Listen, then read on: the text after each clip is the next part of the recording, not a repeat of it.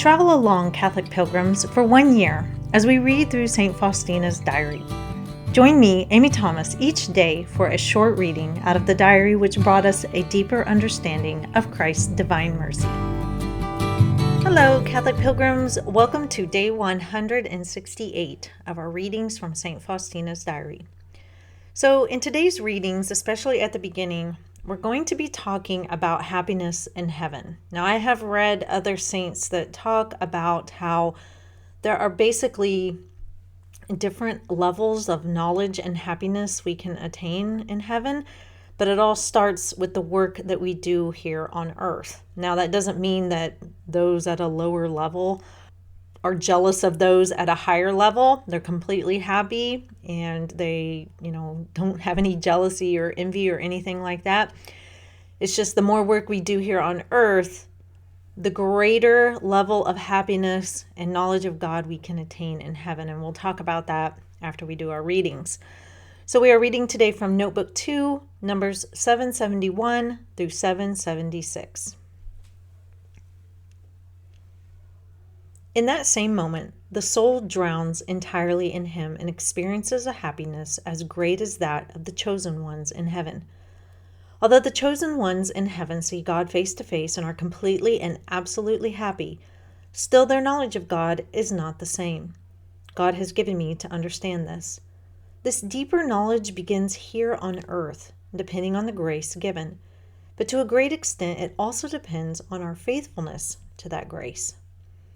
However, the soul receiving this unprecedented grace of union with God cannot say that it sees God face to face, because even here there is a very thin veil of faith, but so very thin that the soul can say that it sees God and talks with him. It is divinized. God allows the soul to know how much he loves it, and the soul sees that better and holier souls than itself have not received this grace. Therefore, it is filled with holy amazement, which maintains it in deep humility, and it steeps itself in its own nothingness and holy astonishment. And the more it humbles itself, the more closely God unites himself with it and descends to it. The soul at this moment is, as it were, hidden. Its senses are inactive. In one moment it knows God and drowns in him. It knows the whole depth of the unfathomable one, and the deeper this knowledge, the more ardently the soul desires him. Great is the mutual exchange between the soul and God. When the soul leaves its concealment, the senses get a taste of what the soul has delighted in.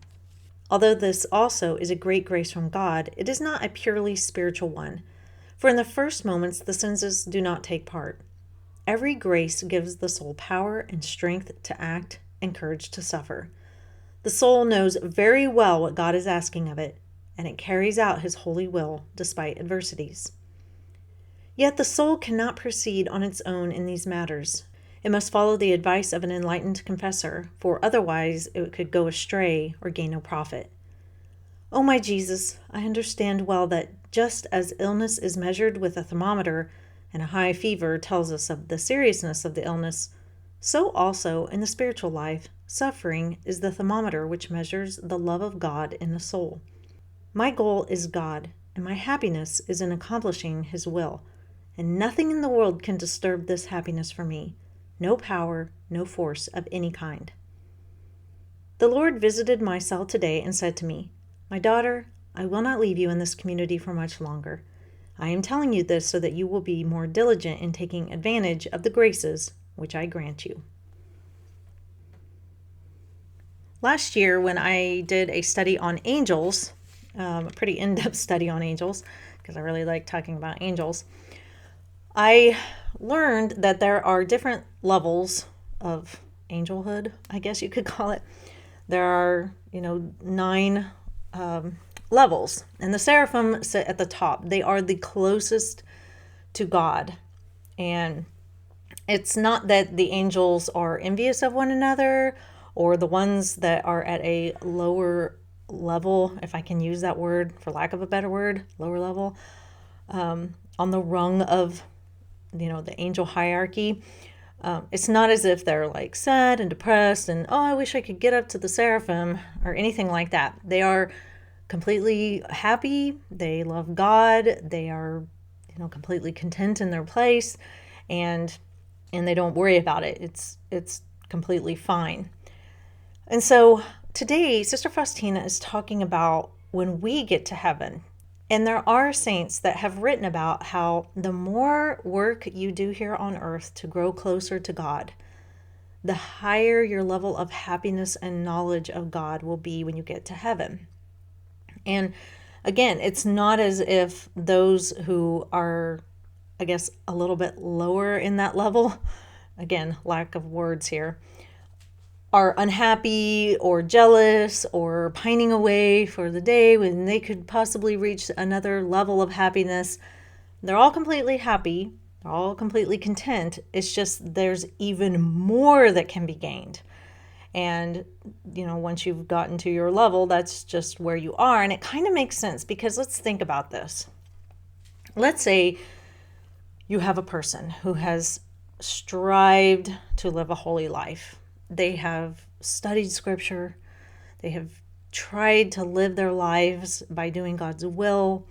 They pray daily. They go to Mass and receive the Eucharist. They, do all of the things that they need to do to be as close to God as possible and to try to know and understand Him as much as they can. So think about them. Now let's compare that to, let's say there's an atheist who is getting ready to die, has spent their whole life not studying scripture, not really in prayer, even though I think atheists probably do pray a little, but just, ignoring God. But they're getting ready to die, and all of a sudden they have a conversion of heart. They call in a priest, and, maybe they're baptized very quickly, and they confess their sins, and then they die. And they go to heaven because they've had baptism. But they haven't spent their whole life searching for God, trying to have a relationship with Him, being in union with Him, or anything like that. So, they will go to heaven, but they never did any work here on earth, any real good, hard work to have a true relationship with God. And so they will go to heaven, and they will have happiness, and they'll be completely happy and completely content, and, all their pains and worries will be gone. They just won't have what that first person had, which is another level of happiness and knowledge and just wisdom, I guess, about God. And that's what Sister Faustina is writing about today. She says, and it's kind of a continuation from yesterday. At that same moment, the soul drowns entirely in Him and experiences a happiness as great as that of the chosen ones in heaven. Although the chosen ones in heaven see God face to face and are completely and absolutely happy, still their knowledge of God is not the same.